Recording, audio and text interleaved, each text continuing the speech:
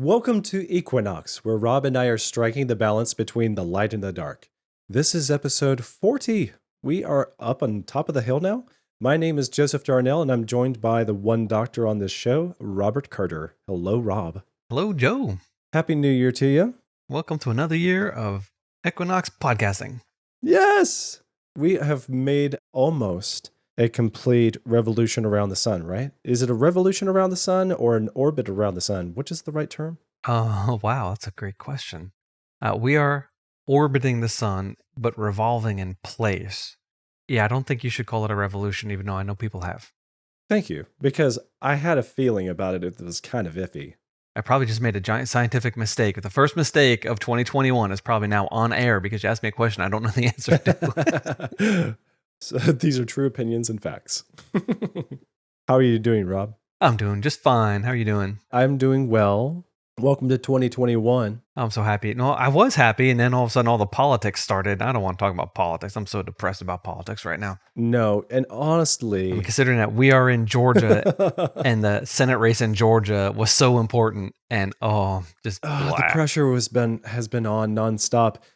For anyone outside of the state of Georgia, I wonder what your experience has been like on your phones, because for months now, we've been getting text messages about politics from random sources we've never heard of.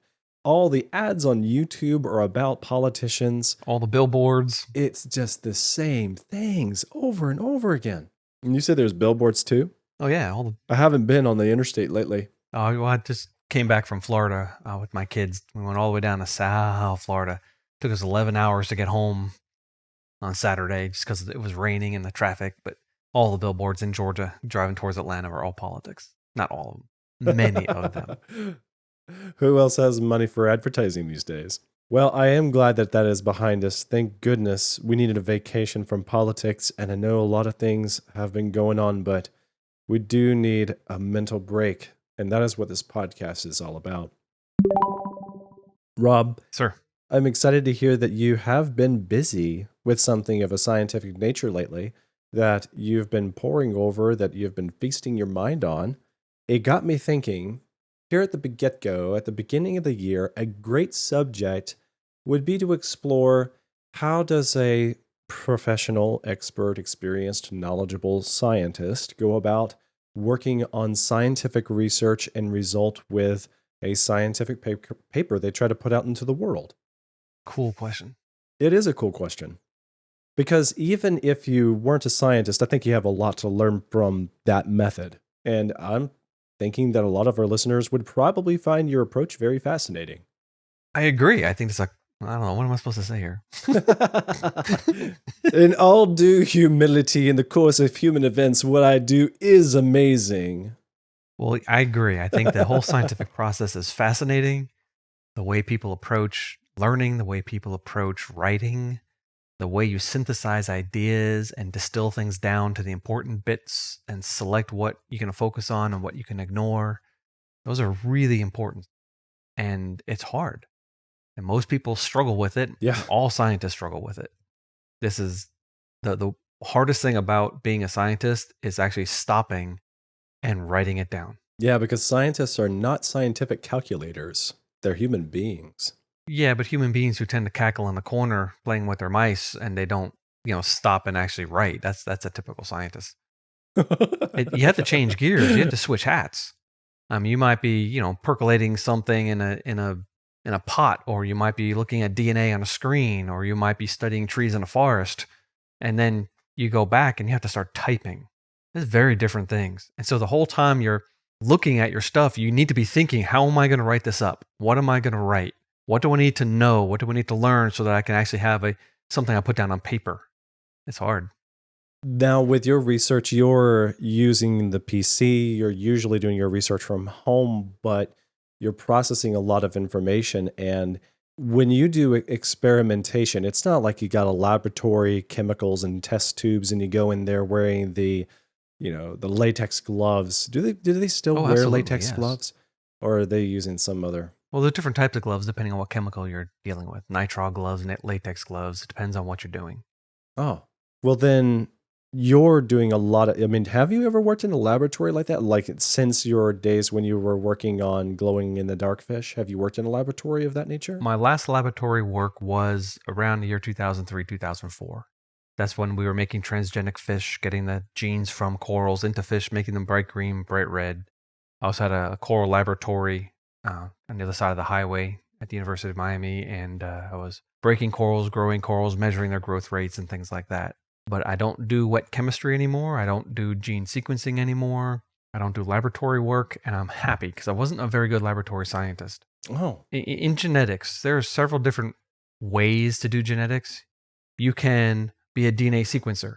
You can be a statistician. You can be a theoretician. What I do is I do grunt work. You give me a data set and I'm going to crunch it and I'm going to split it. And I'm going to turn it upside down. I'm going to look at it this way and that way and some other way. And I'm going to say, oh, look at this. This is something no one's ever noticed before. You know, the average of this right here huh. is different. And therefore I can take that average and use that as part of the paper. And I tend to focus on human genetics. I've done over the little discourses. I took a diversion into influenza work about 10 years ago, published a paper on that. And lately, this year especially, I've done a lot of work on COVID-19. It is the subject of the year. It is the subject of the year. And that's actually, that's also going to be the subject of this podcast. We're going to talk about how to take a data set and turn it into something publishable based on all the work that I've been doing over the last year. Now, I haven't come up with anything publishable, but I've come up with a lot of information that other people don't necessarily know. And my colleague and I, we're going to write it up for the creationist community. Or we might even put it on a like bioarchive, a preprint server, without a real expectation that it's going to be picked up and published in a secular journal, because we're going to put our ideas into this, and our ideas are not evolutionary, and they're not going to like that. But it's still going to be a final product, and it's still going to be a fun read. So, who are you working on the project with? Well, my main collaborator is Dr. John Sanford, the inventor of the gene gun, the person who was the first person to ever genetically modify a plant. And the reason that it's so hard to modify plants is because seeds are hard. And he figured out that if you take microscopic gold beads and soak them in DNA solution and load them into the cartridge of a 22 short and go blam, you can shoot gold particles into seeds and the DNA strips off on the inside, and now you have just genetically modified a plant. That's called the gene gun. That's a pretty remarkable discovery. I don't know that I would have tried it. It was brilliant, but that is literally, the gene gun is a gun. And his invention was world famous, and he got patents and he got papers and he got books and tons of publications out of it. And he was at Cornell. Cornell was very happy that he was there, but then he became a creationist and Cornell soured. But he is happily retired now. No surprise working on tons of projects. He's busy with all sorts of different things. But he and I work a lot together on human genetics, on biblical history, and for a long time this year, COVID-19. So what is the angle, and are y'all specifically expecting to discover things related to your genetics research of the past that you can glean from this as an example? Yes. Or is there something more to it? Our project that we did several years ago was on the H1N1 influenza virus. The 2009-2010 swine flu scare started us, and about 3 years later, we had a paper out. It got published in, I think, Nucleic Acids Research. It's a good paper, lots of downloads, lots of people have read it. And basically what we said was this virus cannot escape natural selection. The mutations are building up in this virus inexorably. And we put it on a chart. We took all the virus sequences that we had going all the way back to 1918, because somebody dug up a woman buried in Alaska who died of the flu in 1918. They sequenced the flu genome out of her body.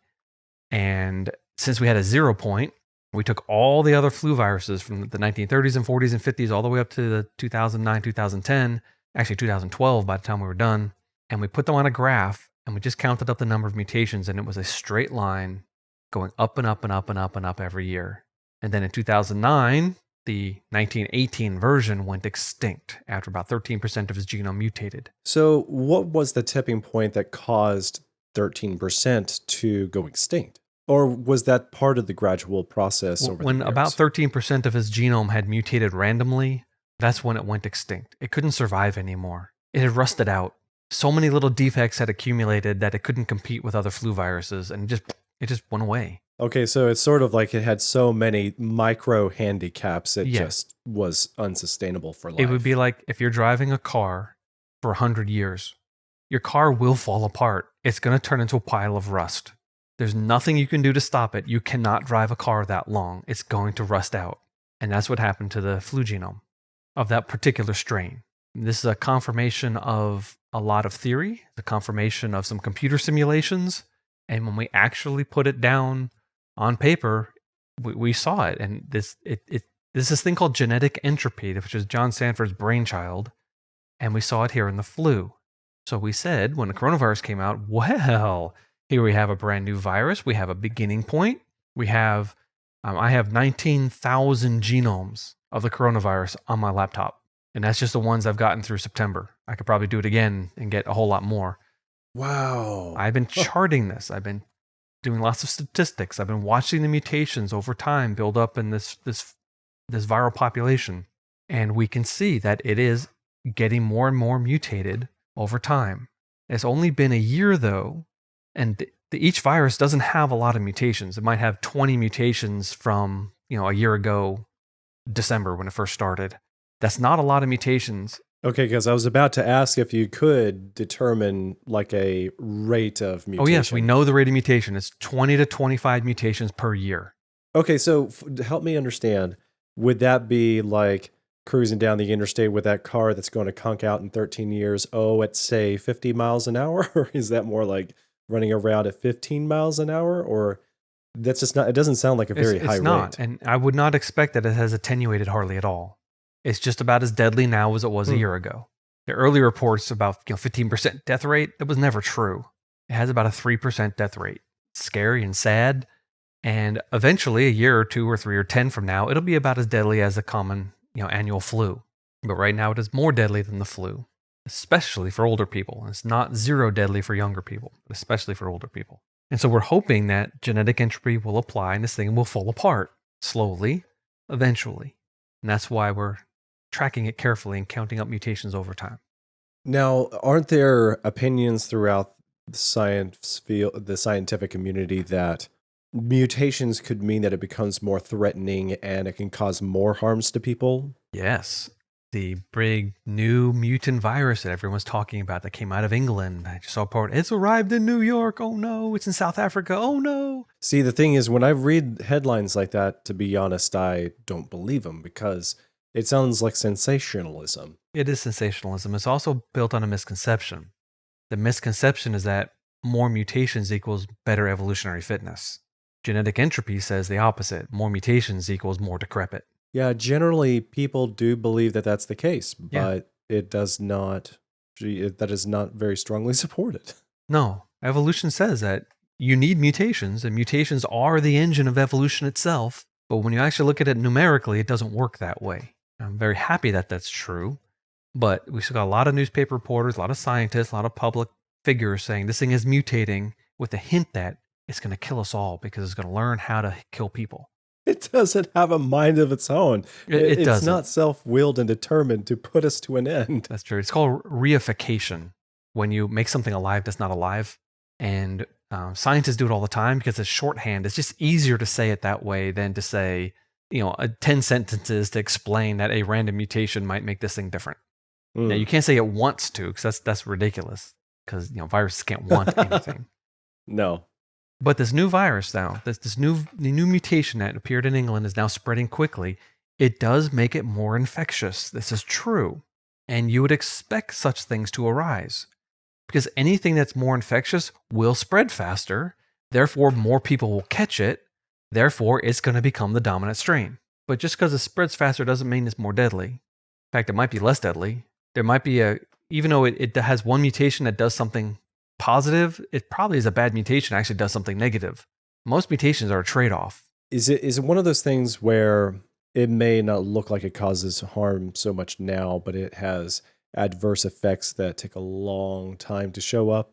Or Possibly. is that really unknowable? It's maybe unknowable. There are very few mutations that are truly neutral, and usually beneficial mutations are not beneficial. Something like sickle cell anemia is a wonderfully beneficial mutation if you're in a malaria-infested swamp. But that mutation is really bad for people. People who carry the sickle cell trait are not as healthy as other people. They're hurt. It's painful. Their lives are shorter. But carrying that trait means you're much less likely to die of malaria. And so it's beneficial in scare quotes. And a lot of other adaptations are like that. It's the burning your bridges sort of an adaptation thing. Hey, we fought off the foreign army. Haha, we won. And it's like, yeah, but you killed all the cows and burned all the farms in the process. You're going to die now. That's not burning bridges. It's the scorched earth policy is what I meant. It's the scorched earth policy of biology. That for an organism to survive, it's easier to cut off your leg than to evolve wings. It's easier to break something than to make something brand new that doesn't exist. And almost all the adaptations we see in the natural world are downhill. You're losing your color, you're losing your eyes, you're getting smaller, something is changing, something's breaking, but in the process of breaking, it allows you to get into a new niche or survive a new threat that you didn't have before. I just watched a documentary on the Black Death, and it's been 10 or 15 years old, so the technology genetically wasn't very advanced, but they were looking at one particular marker, and they showed that this particular marker allowed people to survive the Black Death. If you didn't have it, you probably died. If you had it, you might have even have survived the infection. You might not even gotten infected at all. And it's a classic thing. It's also something that helps people survive HIV, interestingly. Well, remind us what a marker is. It's a genetic mutation. Oh, so the mutation would actually just be the kind of thing that worked out for your benefit. Yeah. It's a change in the letters, and it's very common in Europe, but in the ancient graves, it almost didn't exist. And after the Black Death, it's very common at Black Death because those are the people who survived. But this thing is not good for you. It actually confers upon you some issues. And yet, dude, if you can survive the Black Death, who cares about those other issues? Yes. Yeah. So this is true. I'm expecting that this fast spreading virus is not as robust as the original, but I don't know yet because I haven't actually cracked into it yet. We shall see. Okay. So going back then to the paper then, what are you piecing together? What is the story? Well, there was a Chinese dissident who was making the talk show rounds last summer, named Dr. Yan, and she and her team claimed that coronavirus was deliberately engineered, or that SARS-CoV-2 was deliberately engineered and deliberately released by the Chinese government. And based on that, since I already had all this coronavirus data and I'd already been sticking my nose into this data set for so many hours, I said, hey, you know what? I can probably test every one of her hypotheses. So we took their papers, which were never officially published. They just got put up on a preprint server, and I'm sure no one will ever publish them, but anyone can read them if they want. And I went through all of their claims, claim after claim after claim after claim. And I said, that's not true, that's not true, that's not true, and that's a misunderstanding. And in the end, I can honestly say that I don't think anything they say is right. The strongest point they made was that it looks like a relative of the COVID-19 virus was sequenced much earlier than the Chinese lab says it was. And they changed the name and never told anyone. And then after the outbreak started, they said, oh, we noticed a slight similarity between this and another virus in our database that we had never fully sequenced. So we've sequenced it entirely, and here it is. And it's called rat TG13, and it is 96% identical to the SARS-2 coronavirus. I'm not sure what to call this thing, because you can't say SARS hyphen capital C lowercase o capital V hyphen 2. I mean, what is that? So we've been just calling it SARS-2. That's what we've been calling it. And yet, this thing had to have been sequenced earlier because in a prior paper, they had the other sequence name in this phylogenetic tree comparing all these different viruses. So they had to have the sequence to enable us to make that comparison. And so there is massive paperwork problems. And there's no way anyone in the Western world is ever going to know, and probably no one in China actually knows except one or two people. China has this firewall of information, and what they give us, you can't trust anything. And so we don't know. I have no idea if this other virus sequence is real. I have no idea where it came from, though I do believe it came from a particular cave back in 2013. Some workers in a mine were tasked with shoveling up vast amounts of bat guano. And the first 3 people got sick, and they replaced them with 3 other people, and they got sick. And of those 6 people, 3 of them died. And they died with SARS-like symptoms. So the lab in China went down there, and over 2 different, about a month, and then another 6 months later, another month, they sampled hundreds and hundreds and hundreds of bat anuses. As you do. Hold still a little bat while I stick you up with the Q-tip. And they sequenced, they sampled piles and piles and piles of bat guano on the floor of the cave. And they brought it back to their lab, and nobody in the world knows how many samples they have or what the sequences, the viruses that they collected were. And we'll never know because China's not going to tell us. And so here I am trying to study this beast, and the origins are shrouded in mystery and misinformation, and that makes it very difficult. And yet I want to know. I want to know where this thing came from. Is it natural or is it man-made? And as a scientist, we're supposed to be able to ask open-ended questions like that. But politically, if you mention the idea that this could have been made in the lab, you will be shouted down. The most important paper that came out in Science or Nature last February said clearly this thing has a natural origin. And then they proceeded to make a whole bunch of logical errors and false deductions. But this came down from on high, and the whole entire scientific world linked arms. Say, see that, it has a natural origin, it has a natural origin. But wait a second, how do you know that? And so I've been studying. And one thing I did last week and this week, I looked at the history of genetic manipulation of the original SARS virus. Now, SARS came out in 2003, started in China, made it as far as Canada, maybe 700 or 800 people died, and it just kind of went away because SARS wasn't very good at infecting people. Unlike this new coronavirus, SARS-2, the first SARS was really bad at infecting people. But if you got infected, it had a very high death rate, and it was really scary. Well, it's very, very interesting history of this, because if you think about biowarfare, or if you think about evolution, and what changes an evolutionary scientist might think could happen, the scientists used a very strange justification to proceed with some very dangerous experiments. They said to the US government, hey, Uncle Sam, we need to know what mutations will make this deadly, because we need to be watching for those mutations out in the wild. So if we see this mutation arise, then we can know, we can take preventive action against it. And Uncle Sam said, okay, here's a few $1 million. Figure out what makes it deadly. And so what they did is they took the virus and genetically modified it to make it deadly. Wait a minute, that's really stupid. You shouldn't be doing that.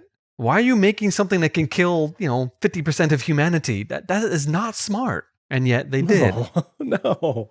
Yes. And when a whole bunch of papers are published, one paper came out from a lab at University of North Carolina, Chapel Hill. Dr. Barrick is the guy who's doing most of these studies, and his team.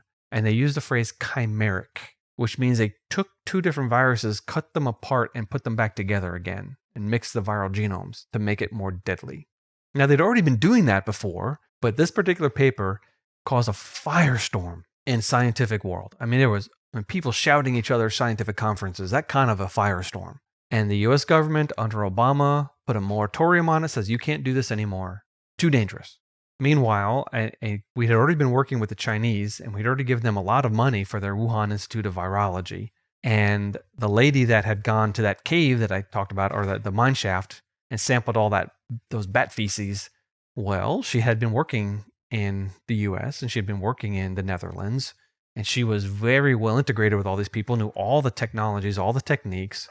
She had been doing them herself, and she's over there in China, and they start sending her millions of dollars. So the US government, through grants, was sending them tons of money to continue the work on that was started here in the US. And this is so political. I mean, I see hot potatoes falling from the ceiling right now. I mean, you can't talk about this. I mean, think about the American government, right? I mean, the outgoing administration labeled this the Chinese virus.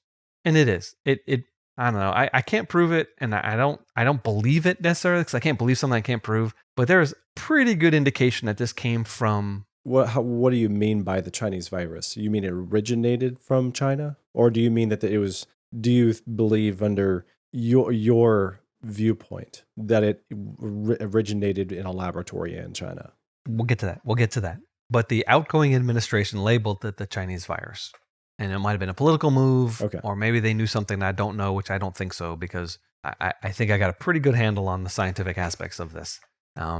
It's still relegated to conspiracy theory, anyone who believes that this came out of a laboratory, because there is no evidence for it. And I will tell you, there is no evidence for that, but there's also no evidence that has a natural origin.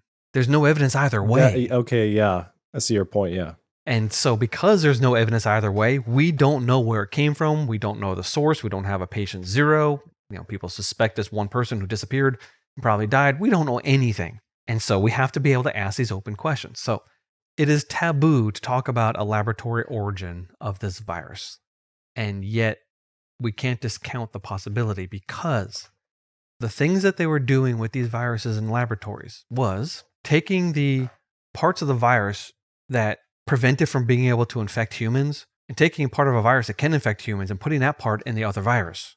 Now this new virus can infect humans. There's one particular thing that sticks off of our cells called the ACE2 receptor. That is what SARS-2 grabs onto. If you remember MERS, the Middle East Respiratory Syndrome, that uses a totally different thing to grab onto our cells. But SARS and SARS-2 use the ACE2 receptor. Fine. So they made it so it could stick to our cells 1,000 times better than the original SARS. It's funny because SARS-2 sticks to our cells about 1,000 times better than the original SARS. But just sticking to our cells, that doesn't get you into the cell. This is a really weird, but a lot of viruses require themselves to be cut in half. And our cells do that. We have a protein called furin. It's a protease. It actually is a protein cutting enzyme. It is especially abundant on our lung cells. So if we get a foreign protein in there, these proteins that stick off our cells, they'll chop up this protein. Well, the viruses use that as a strategy. After the coronavirus sticks to our cells, one of our furin molecules will cut the spike protein in half. The second half of the spike protein sticks to our cell membrane, and then our cell will pull in and pull the virus in with it. And now the virus is inside the cell. If the virus can't be cut at that location, it can't infect human cells. Even if it can stick to a human cell, it can't get inside. And so they've been playing around with the original SARS by sticking something there that didn't exist in SARS before. There's a very characteristic sequence with lots of arginines in it. And if you put that in the middle, right where this thing has to be cut, if you stick extra letters in there, then our proteins will see that and cut it, and boom, and now you have something that sticks to the cells and can infect the cell. That's exactly what they were doing with SARS between 2003 and 2019. They're getting very good at it. They could do it seamlessly. They could do it without leaving any evidence that anyone had cut anything. And they've been doing that for well over a decade. And now SARS-2 comes out. SARS was not pre-adapted to human cells. MERS was not pre-adapted to human cells. SARS-2 is absolutely pre-adapted to human cells. It works really, really, really well in human cells, and it has all the features that they were adding to the original SARS. So maybe they were right, though. Maybe they said, hey, government, we need to be studying what's going to come in the future. We need to make these modifications. And oh, look, here comes one right now. It has those same modifications. See how smart we were? We saw this coming. Or someone was monkeying around with this virus and it got out of the laboratory. Yeah. What is a more likely scenario? I'm afraid to say that the more likely scenario is a laboratory release. Now, no one can prove it, and it's just suspicion, but it's a smoking gun. Sure. And because it just fits the motif. It's exactly the type of thing that they were doing. But then again, these viruses, they rearrange themselves all the time. You can't actually make a family tree of these coronaviruses. It doesn't work because bits and pieces of different family lineages are found in different viruses because they've rearranged themselves so much.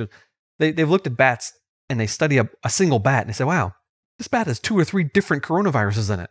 Oh, and look at this one right here. This one obviously is a recombination between that coronavirus and this coronavirus over here. So when an organism is infected by more than one virus at the same time, the pieces can rearrange and make a brand new virus.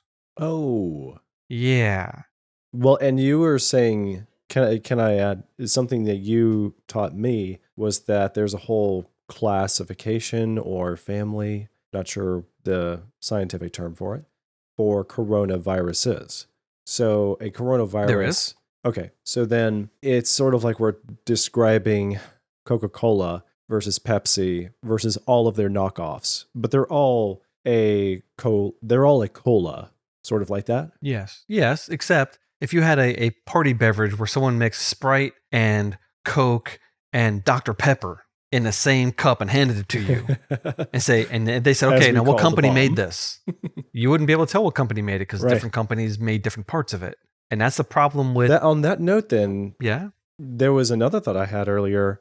In general, when you're looking at the genetic data for a virus, are there no real tells that something is synthetic or lab created versus being natural? Well, there are some tells in certain experiments. I mean, anything that I did back in, I stopped in 2003, there would have been a marker there. There would have been a site where a biological enzyme can cut my DNA. So I use bacterial enzymes to cut DNA, and we did it all the time. When I pulled DNA out of corals, I used primers in PCR that would stick to different places in my coral DNA, but one end of the primer, I knew it had CGAAAC. And I knew that Echo R1, I'm probably messing this up. I don't remember actually what Echo R1 cuts, but that enzyme would cut at that location. And I knew that I had a piece of DNA that was going to put into my bacteria that could also be cut with Echo R1. And if I cut that piece of DNA and cut my DNA, I can mix them together in a solution and get them to stick together. And when I sequenced my DNA later on, I'd always had that Echo R1 site at the beginning and at the end of my piece of DNA. And there are thousands of different enzymes you can use. Basically, if you take any 6 letters of DNA, you can find a bacterial enzyme that will cut those 6 letters, or 5 letters, sometimes 8 letters, sometimes 4. But basically, any 6-letter set you can cut. And so you see these restriction enzyme sites a lot in biologically engineered organisms. In fact, when we noticed that there was another green fish on the market that didn't look like our competitor's fish, and it was a little skinnier. We said, we think that's a Singapore fish. That guy's in Singapore, and they got it. And how they get it into the States? They're not regulated to ship it into the States. But the customs officials didn't realize that these are Singapore fish and not Taiwan fish.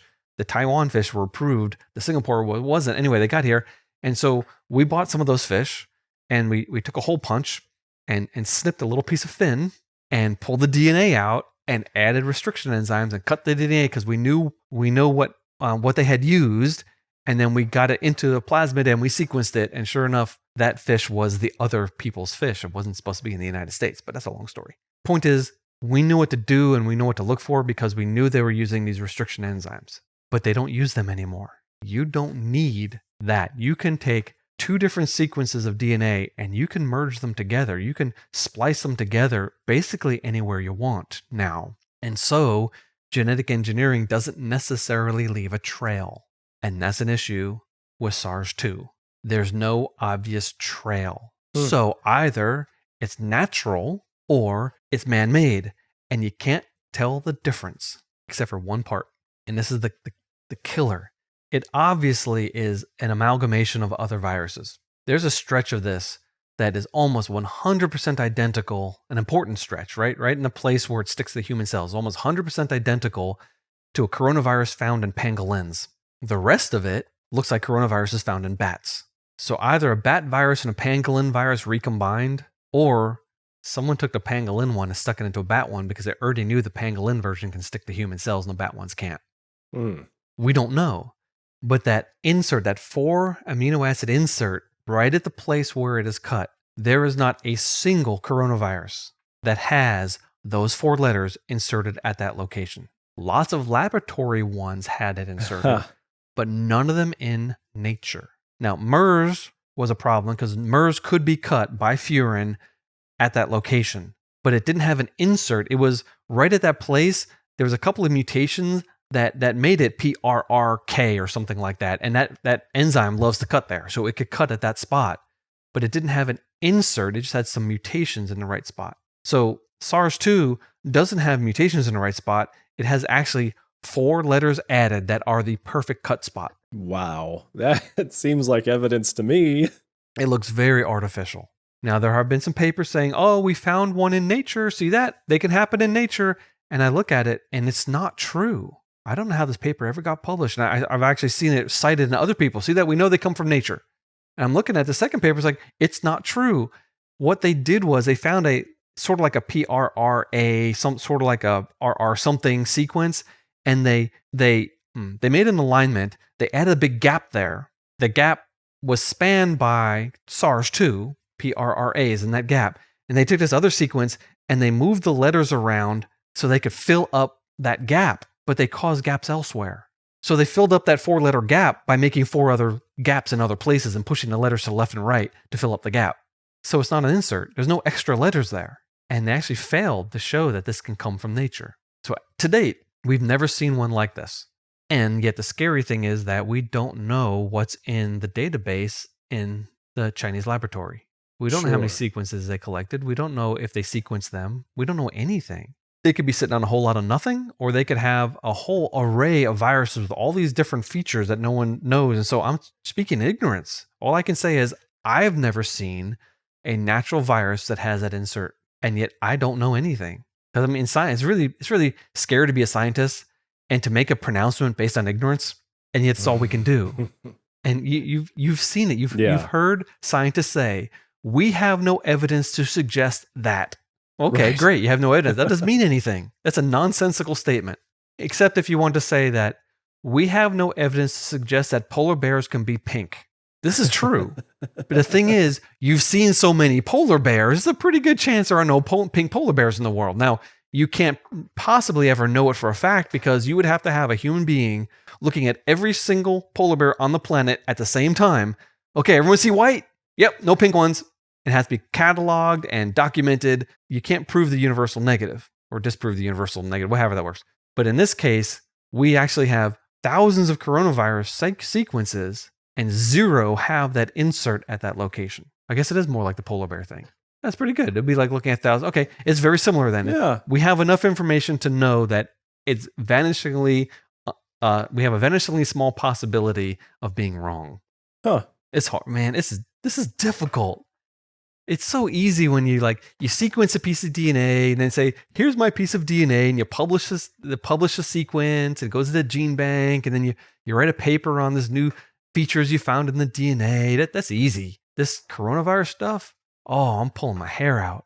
In fact, the paper that I'm writing, I spent 4 hours today just formatting references.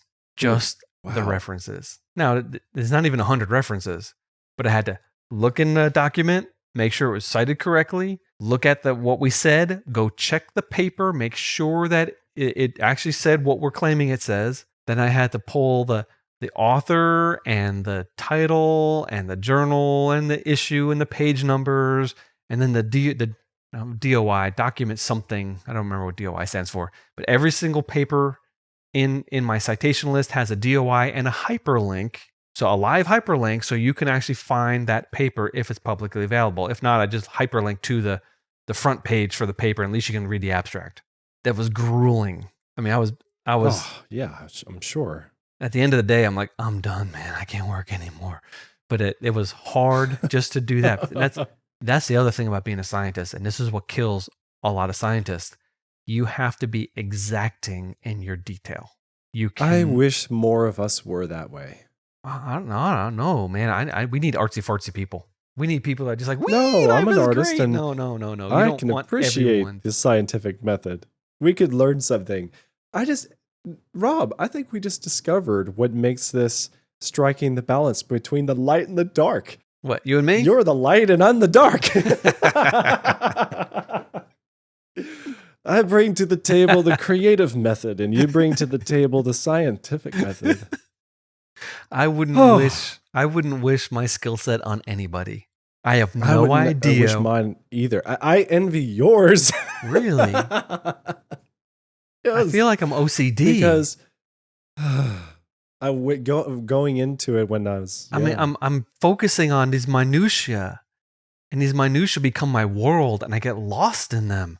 And it's hard to come up for air sometimes. And I realize, I've been sitting still for 8 hours. I haven't even moved. I got to get up and wiggle a little bit here. I do that too often. And yet That's the type of work that has led to all scientific advances, is maniacal wow. paying attention to details. That's what the life of a scientist is.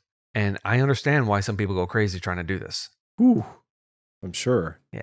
So we have an issue with coronaviruses.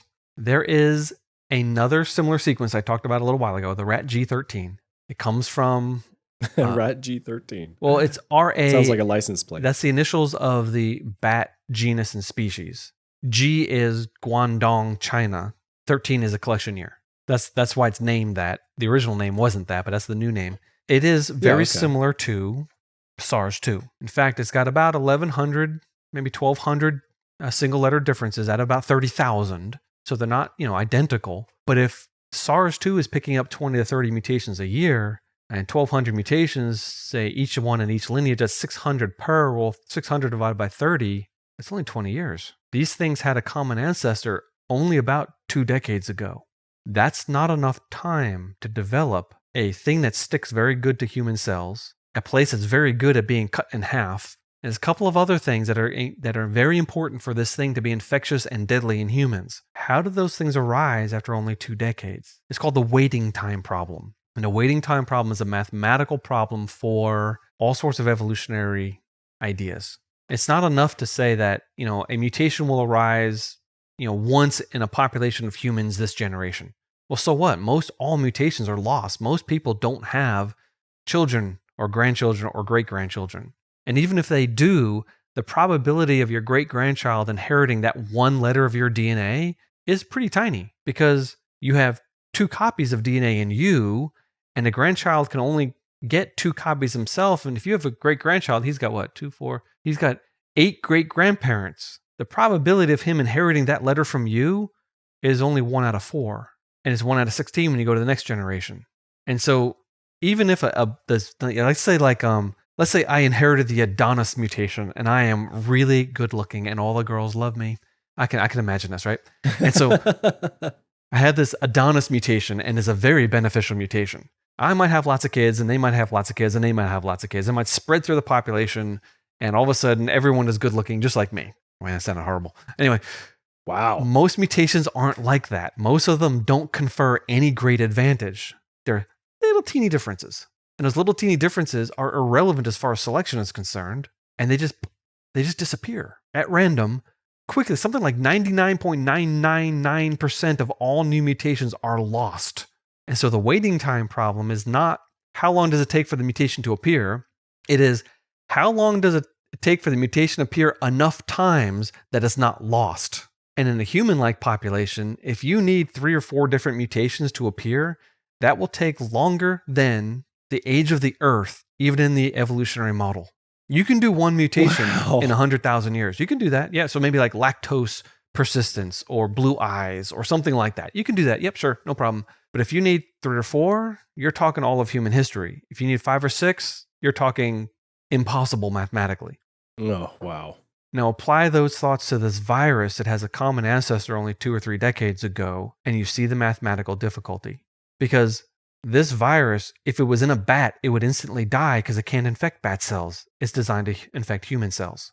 This virus had to appear in some other species and then instantly jump to people in a high concentration because one virus never makes someone sick. You need a lot of viruses. One virus, the chance of that virus making it past your mucus and past your saliva and going, not being swallowed and actually landing in your mouth and not on your hair and on and on and on. One virus is nothing. Millions of viruses is something.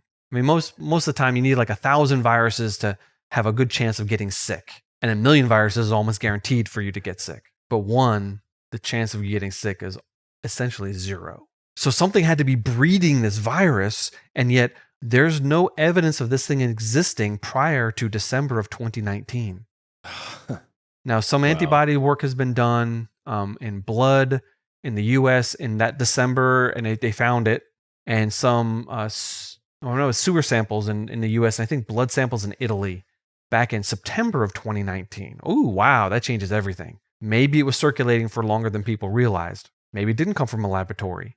Maybe it started in Italy and they first detected in China. Who knows? There's so many unanswered questions we don't know.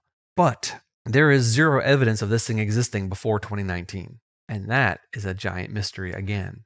And again, it points to a recent origin, which points towards a laboratory, not to long-term evolution in the human I was population. going to say that points a finger. But when you have a world filled with billions of people and different personal interests, politically advantageous interests, I can understand why we're not going to get 100% of the people on the same page. Oh no. And agree to come out with the good facts and the whole story. Well, I remember a few years ago discussing with a friend the difference between the truth and facts. As Christians, he was explaining that the truth really revolves around the essence of all the traits of God and the Word of God, His message, His character, His purpose, what the creation is really all about and what He is about. And what has happened is historically, mankind has tried to replace the truth with lies. And the first temptation, the beginning of the first sin for Adam and Eve began with a lie. So idolatry is one of the most well-known historical examples of sin that sweeps through whole nations and destroys their character and takes them away from God. So when you read the Bible, it talks about how God was using the nation of Israel, the Hebrews, in the Exodus, and he gives them his laws. And when he's giving them the original 10 laws, one of them is, you will have no other gods before me. And then there's a lot of the books of the Old Testament that circle around the idea of idolatry. And the more you learn about spiritual things from a Christian point of view, even if you're not a Christian, you can understand and appreciate philosophically that things that are important to you but are lies don't represent the truth. They're still just really important lies. And the truth sets people free. So that suggests you had to be free from something. What were you in bondage to? What are you enslaved by? You're enslaved by the lies. They're your false idealizations, your idols, your false gods. And nowadays there is a lot of this misinformation pushed around because, like in the movies, it's popular in the news for people to shout, "You can't handle the truth." And all we want is the truth. And don't tell me that, just give me the truth. And what they're really saying is, just give me the facts. But they are confusing facts with truth. From my perspective, the truth is God and everything that encompasses him. What you're asking for, ladies and gentlemen, are the facts, the accurate facts. And facts are not related to opinions. It reminds me of this very great joke in a Pixar movie, Inside Out, when I think it was Bongo was his name, the imaginary friend of the girl Riley, says to that's right, the I character remember. called Joy. Well, Bongo says to the character Joy, they're on a train and they knock over some boxes. And out of the box spills out one box labeled facts and another box spills labeled opinions. And all these blocks come tumbling out and they get mixed up. And Joy, the character Joy, is like, "Oh no." And then Bongo says, "It's no big deal. They get mixed up all the time anyway." And he just like picks them up and he starts putting them back in the boxes, but not thinking about, with no mind to which block he put into which box. So the thing is that with the scientific method, you're not usually focusing on truth with a capital T, but you're focusing on the facts and not the opinions. And it's important to know your terms and what is what, and you're trying to develop accurate opinions based on accurate facts. And the only reason any of this works is because the foundation of the capital truth underneath it all to make sense of any of this stuff. And that is the only way that, you have your head screwed on right, Rob. It's obvious from the circumstance, setting aside our fears and our worries about the political nature of something like this that can cloud our judgment.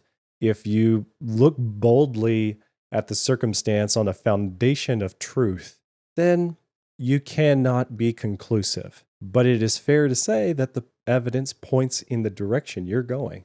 Well, we shall see. If you're being fair and accurate about those facts. You're being fair and accurate and honest and open, and you put all your cards on the table, you can carefully walk through this, hopefully without stepping on a landmine. Like when you're, all these TV shows where you're in court and they said, hold up, raise your right hand and say, I swear to tell the truth, the whole truth, and nothing but the truth.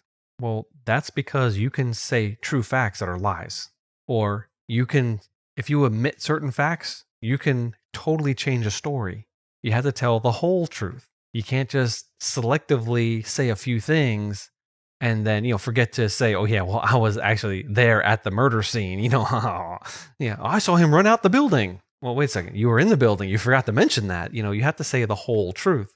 And that's what we have to do here in science also. Something else, I just watched a YouTube video. One of my friends sent it to me and he thought this was a good video until I pointed out how awful it was. There was an evolutionary global warming scientist being grilled in Congress. And this congressman was, conservative congressman. And he said he got the scientists to say that, the world will be warming based on mathematics. And he goes, oh yeah, but and he got the scientists to admit that the Earth wobbles on its axis, and therefore that causes an ice age. And the man said, and that's totally natural, right? And the scientist said, yes. No further questions. Boom, and he cut him off right there.